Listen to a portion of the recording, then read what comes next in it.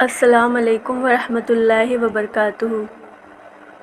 بیگم نے آئینے میں لپسٹک ٹھیک کرتے ہوئے کہا، ماں جی آپ اپنا کھانا بنا لینا، مجھے اور انہیں آج ایک پارٹی میں جانا ہے۔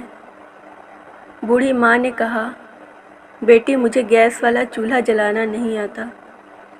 تب بیٹے نے کہا، ماں پاس والے دربار میں آج لنگر ہے، تم وہاں چلی جاؤ، کھانا بنانے کی کوئی نوبت ہی نہیں آئے گی۔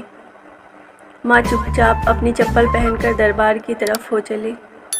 یہ سارا واقعہ ان کا 10 سالہ بیٹا سن رہا تھا۔ راستے میں اس نے اپنے پاپا سے کہا، پاپا میں جب بڑا آدمی بن جاؤں گا تب میں بھی اپنا گھر کسی دربار کے پاس ہی بناؤں گا۔ ماں نے اس کی وجہ پوچھی، کیوں بیٹا؟ تو اس بچے نے جو جواب دیا اسے سن کر اس کے ماں باپ کا سر شرم سے نیچے جھک گیا۔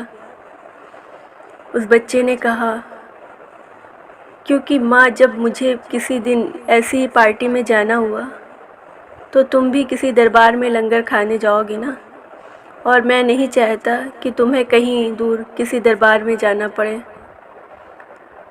نہ اپنوں سے کھلتا ہے نہ غیروں پہ کھلتا ہے، یہ جنت کا دروازہ ماں کے پیروں سے کھلتا ہے۔